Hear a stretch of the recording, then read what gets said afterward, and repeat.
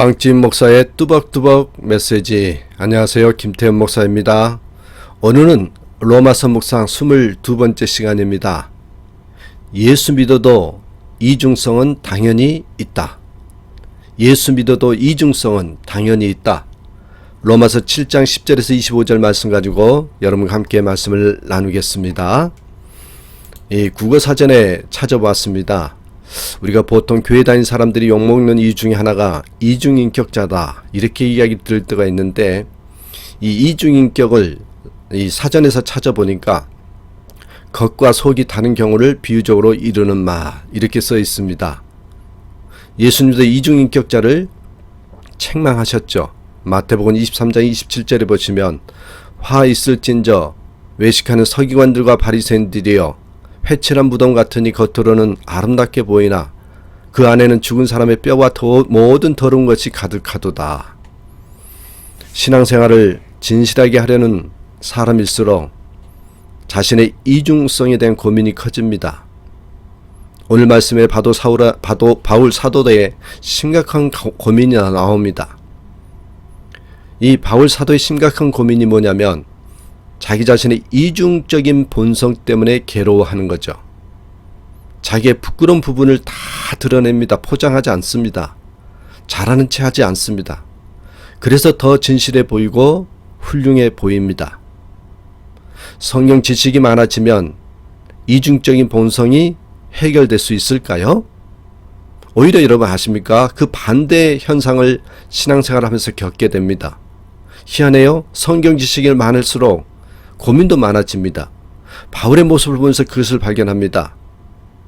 계속해서 바울은 율법에 두 가지 기능을 말합니다. 율법에는 순기능과 역기능이 있답니다. 자, 순기능은 뭐예요?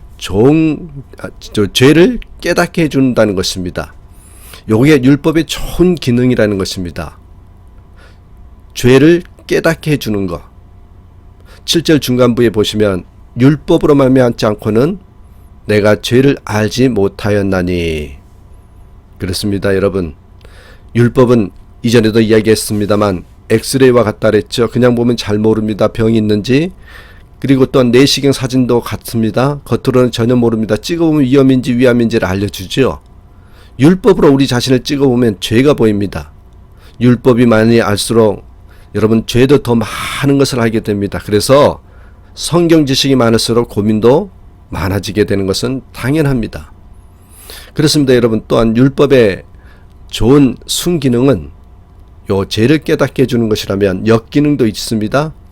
역기능이 있는데 그게 뭔지 아십니까? 하지 말라고 하면 더 하고 싶은 욕심이 생기게 만드는 거. 여러분 그렇죠? 하지 말라고 하면 더 하고 싶은 욕심이 생기게 돼 있어요. 여러분 8절 한번 보세요. 죄가 기회를 타서 계명으로 말미암아 내 속에서 온갖 탐심을 이루었나니.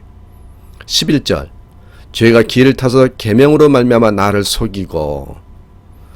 여러분 하나님이 선악과를 먹지 말라고 하셨습니다. 하와가 죄에게 기회를 내줍니다. 그래서 탐심에 빠집니다. 탐심에 빠져서 선악과를 다시 보았더니 전혀 다르게 보입니다. 창세기 3장 6절의 말씀 옆에 써 있는데 한번 보실까요? 여자가 그 나무를 본즉 먹음직도 하고 보암직도 하고 지혜롭게 할 만큼 탄스럽기도 한 나무인지라. 전에는 저거 먹으면 죽은 거야, 그렇게 보이는데 죄에게 속아서 보니까 너무 좋아 보입니다. 먹으면 행복할 것 같습니다. 먹으면 만족할 것 같습니다. 먹으면 성공할 것 같습니다. 그래서 자기도 먹고 아담도 먹게 하였죠. 결과가 어떻게 됐습니까? 오늘 9절 보십시오. 계명 이름의 죄는 살아나고 나는 죽었도다. 아담 하와는 죽고 죄는 더 강하게 역사하게 된 것이라는 거죠. 여러분 율법은 선한 것입니다. 성경 지식은요 선한 것이죠. 그러나 한계가 있습니다. 율법을 알면 알수록 내 속에 죄가 점점 더 잘 보이게 됩니다. 죄책감에 더 빠지게 됩니다. 심판의 두려움에 더 빠지게 됩니다. 성경 지식이 많을수록 고민도 더 많아지게 되는 것이죠. 예수님을 믿고 신앙생활 시작하면 여러분 아셔야 됩니다. 이 두 가지 본성을 갖게 됩니다. 새 사람의 본성이 생기고 또 옛 사람의 본성도 뿌리가 아직 남아 있습니다. 요런 새 사람의 성품과 옛 사람의 성품이 마주치는 그런 이중적인 본성을 우리 속에는 가지고 있습니다. 그래서 믿음 생활은 어떤 면에서 보면 계속 이 두 본성의 싸움이에요. 여러분, 옛 사람의 품성은 절대 성품은 사라지지 않습니다. 옛 성품은 그대로 남아 있습니다. 새 성품, 새 사람의 본성이 여러분 옛 성품을 이기면, 소위 말하면 내 속에서 새 성품이 크고 옛 성품이 조그마면 우리는 이거를 가리켜서 성령 충만이라고 하죠. 그런데 옛 성품이 크고 새 성품이 작아지면 우리는 이것을 성령 소멸이라고 합니다. 영적 전쟁에서 어떤 게 크냐 따라서 성령 충만이 될 수도 있고 성령 소멸이 될 수도 있다라는 것입니다. 그렇습니다. 이렇게 우리가 이중적인 본성을 가지고 있는 것이 여러분이고 또한 저입니다. 예수 믿어도 이런 이중성을 가지고 있는 것은 당연합니다. 자, 그렇다면 구체적으로 이런 이중적인 본성이 뭘까요? 세 가지를 말씀합니다. 요 이중적인 본성은 첫 번째입니다. 원하는 것과 행하는 것이 서로 다르다는 것이죠. 원하는 것과 행하는 것이 서로 다르다. 이런 이중적인 본성이 있죠. 15절 보세요. 내가 행하는 것을 내가 알지 못하노니 곧 내가 원하는 것은 행하지 아니하고 도리어 미워하는 것을 행함이라. 새로운 본성을 가진 내가 뭘 원하는지는 압니다. 문제는 그걸 하지 않는다는 겁니다. 반대로 새로운 본성을 가진 내가 미워하는 것을 하고 있습니다. 옛 본성, 죄의 본성이 좋아하는 것을 하고 있더란 말이죠. 부부싸움은 한판 했습니다. 새로운 본성을 가진 나는 마음에 안 드는 남편이라도 사랑하는 걸 원합니다. 그러나 행동은 옛 본성을 따릅니다. 미워하고 싫어하는 행동을 하죠. 왜 그럴까요? 17절에 그 얘기를 해줍니다. 17절 보십시오. 이제는 그것을 행하는 자가 내가 아니요 내 속에 거하는 죄니라. 이중적인 본성 중에 죄의 본성을 따르기 때문에 그렇습니다. 옛사람의 본성을 따르기 때문에 그렇습니다. 옛 성품이 내 속을 지배하고 있기 때문에 그렇습니다. 죄의 본성을 따르고 나면 시원합니까? 아니죠. 괴롭죠. 후회가 되죠. 그런데도 잘 고쳐지지가 않습니다. 그렇습니다, 여러분. 그게 첫 번째 이중성이고 두 번째 이중성은 선을 원하지만 행하지는 못하는 것입니다. 선을 원합니다. 선을 행하고자 하는 그런 소원이 있습니다. 결심도 하죠. 그러나 원하기만 할 뿐 행할 힘이 없습니다. 오히려 반대로 합니다. 19절 말씀 보세요. 내가 원하는 바 선은 행하지 아니하고 원하지 아니한 바 악을 행하는도다. 선을 행해야 되겠다 결심을 하죠. 그러나 행동은 악을 행하고 맙니다. 의지적으로 결단을 하지만 실천하지 못합니다. 회사에서 내가 잘못한 일을 상사에게 진실에 말하기로 결심을 합니다. 그런데 상사를 만나서는 거짓말을 합니다. 남의 탓으로 돌리는 내 모습. 그게 왜 그럴까요? 21절 보십시오. 선을 행하기 원하는 나에게 악이 함께 있는 것이로다. 이중적인 본성 중에 죄의 본성을 따르기 때문입니다. 그래서 이중인격자라고 비난을 받습니다. 누가 말 안 해도 죄책감이 듭니다. 스스로 고민이 됩니다. 여러분, 이게 저와 여러분의 모습입니다. 마지막 여러분, 세 번째는요, 하나님의 법을 즐거워하는 본성과 그것을 거부하는 본성입니다. 이 둘은 수시로 서로 충돌하죠. 하나님의 법을 즐거워하는 본성과 거부하는 본성. 22절 한번 보시겠습니까? 내 속사람으로는 하나님의 법을 즐거워하되 내 지체 속에서 한 다른 법이 있어 내 지체 속에 있는 죄의 법으로 나를 사로잡아 오는 것을 보는도다. 내 속사람은요, 하나님의 법을 좋아합니다. 새로운 나의 본성입니다. 예수 믿고 나면 그렇게 됩니다. 그러나 내 속에 죄를 좋아하는 옛 본성이 남아 있습니다. 그래서 어느 순간 보니까 내가 죄의 본성을 좋아해서 그걸 따라가고 있는 거죠. 새로운 본성을 가진 속사람은 남편을, 아내를 사랑하는 것을 좋아합니다. 그런데 내 속의 옛 본성, 죄의 본성은 자기 배우자는 별로 좋아하지 않고 남의 여자, 남의 남자를 좋아하는 마음을 갖게 합니다. 배우자를 사랑하는 마음 대신 음란한 마음에 사로잡히게 만듭니다. 예수님을 믿는 성도도 이런 이중적인 본성 사이에 갈등을 하면서 신앙생활합니다. 이걸 우리는 영적 싸움이라고 하죠. 영적 전쟁이라고도 합니다. 여러분, 이 전쟁이 지금도 우리 속에서 일어나고 있는 것입니다. 여러분, 우리의 진짜 본성은 무엇입니까? 진짜 나의 본성은 무엇입니까? 당연히 하나님이 주신 새로운 본성입니다. 죄의 본성은 더 이상 내 본성이 아닙니다. 고린도후서 5장 17절에 분명히 이야기하고 있습니다. 그런즉 누구든지 그리스도 안에 있으면 새로운 피조물이라. 이전 것은 지나갔으니 보라 새 것이 되었도다. 그렇죠, 여러분? 그러면 어떻게 해야 할까요? 방법이 또한 대답이 갈라디아서 5장 16절에서 17절 말씀에 나와 있습니다. 내가 이르노니 너희는 성령을 따라 행하라.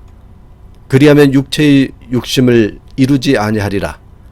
육체의 소욕은 성령을 거스리고 성령의 소욕은 육체를 거스리나니 이 둘이 서로 대적하므로 너희의 원하는 것을 하지 못하게 하려 함이니라. 여러분, 결국 성령을 따르는 방법밖에 없습니다. 바울 사도는 자기 자신의 이중적인 본성 때문에 고민을 합니다. 견딜 수 없을 만큼의 고민을 하죠. 24절 보십시오. 오호라 나는 공고한 사람이로다. 이 사망의 몸에서 누가 나를 건져내랴. 이런 경우죠. 인사불성으로 술을 마신 녀석이 술을 더 요구하자 웨이터가 나가라고 소리쳤습니다. 야, 내가 이 집 밖에 술 마실 곳이 없는 줄 알아? 큰 소리치고 나갔지요. 잠시 후에 연문으로 들어와 술을 요구합니다. 웨이터가 또 소리치면서 내쫓습니다. 야! 내가 이 집 밖에 이렇게 몇 번을 반복하더니 뭔가 이상하다는 듯이 눈을 껌뻑이며 믿을 수 없다는 듯이 믿을 수 없다는 듯이 두렁거립니다. 이렇게 이야기를 해요. 어떻게 내가 가는 술집마다 네가 일하고 있냐? 이상하다. 여러분, 술에 사로잡힌 자는 술의 굴레를 벗어날 수 없듯이 죄의 법에 묶인 자는 죄의 굴레를 벗어날 수 없습니다. 그렇습니다. 우리는 죄인인 줄 알면서도 죄를 벗어날 수 없습니다. 벗어날 힘이 없습니다. 바울이 여기서 위대한 발견을 합니다.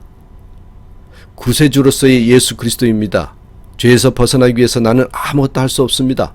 오직 그리스도만이 나를 죄에서 해방시킬 수 있습니다.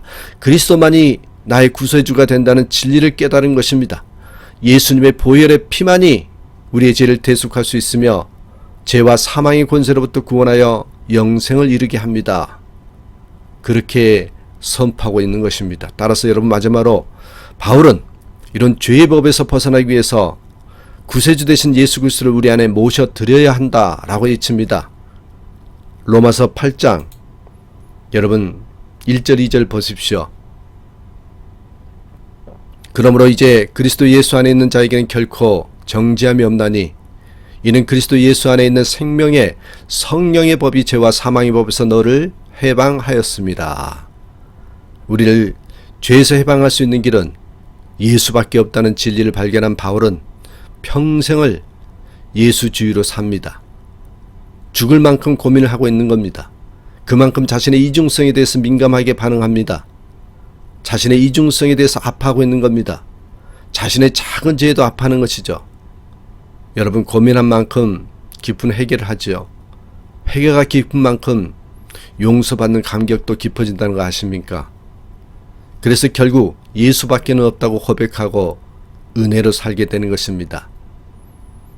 탈무드에 죄는 손님으로 들어와서 주인 노릇을 한다라는 말이 있습니다. 예수님이 주인이신 우리 속에 죄가 주인 노릇하도록 내버려 두지 마십시다. 예수님을 주인으로 영접하고서도 죄에게 주인 노릇하게 하는 우리의 이중적인 본성을 발견하십시다. 우리도 견딜 수 없을 만큼 고민에 한번 빠져보십시다. 우리도 깊은 회개의 자리로 한번 들어가 보시자고요. 거기서 예수님의 구원의 은혜를 새롭게 깨닫게 될 것입니다. 25절 보십시오. 우리 주 예수 그리스도로 말미암아 하나님께 감사리로다. 그런즉 내 자신이 마음으로는 하나님의 법을 육신으로는 죄의 법을 섬기노라. 그렇습니다, 여러분. 한 사람을 소개하면서 오늘 말씀을 마칩니다. 지방의 어느 기독교 대학을 졸업한 장로님의 아들이 장래가 촉망되어지는 벤처 회사의 신입사원으로 들어갔습니다. 첫 출근하는 날 금식을 하고 하나님께 기도했죠. 하나님, 저는 지금 회사에 가는 것이 아니라 선교지에 갑니다. 회사에 가서 하나님이 제게 주신 비전과 꿈을 이루게 하시고 거기서 만나는 모든 사람들을 전도를 할 수 있는 기회를 주시고 하나님의 아들이 어떻게 살아가는지를 보여줄 수 있도록 보여주십시오. 유혹에 걸려 넘어가지 않게 하시고 지혜와 총명으로 회사를 유익하게 하고 나라를 섬기는 선교사로 직장을 출근할 수 있도록 도와주세요. 출근했는데 오전 근무만 하고 오후부터 저녁부터 파티가 열려졌습니다. 전 사원들이 쭉 둘러서 독한 독주를 한 잔씩 붓고 회사의 번영과 새로운 입사한 신입사원들의 행복을 위하여 외치면서 한 잔씩 먹습니다. 이 신입사원, 금식하고 출근한 장로님의 아들이 부들부들 떨기 시작했습니다. 하나님 어떻게 합니까? 이 잔을 들고 떨고만 있으면 분위기 망칠 것이고 마시면 나는 평범한 회사원으로 월급 받기 위해서 출근한 초라한 직장인으로 살아가야 하는 것인데 하나님 어떻게 하면 좋을까요? 그때 분위기를 파악한 사장님이 걸어오시더니 왜 그러냐고 묻습니다.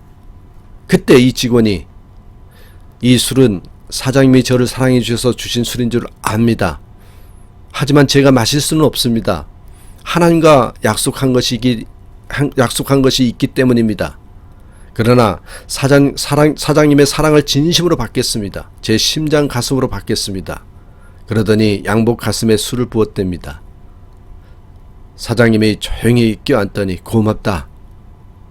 네 믿음을 지켜주어서 너 같은 신입사원이 들어온 것을 자랑스럽게 여긴다. 나도 교회 집사다. 이분의 삶이 바로 율법에서 해방되어 은혜로 사는 자유인의 모습입니다. 이런 삶을 사는 저와 여러분 되시길 간절히 축원합니다. 오늘도 예수님 때문에 나는 행복합니다. 예수 안에서 나는 기쁩니다. 이렇게 고백하며 하루를 시작하기를 간절히 축복합니다. 감사합니다.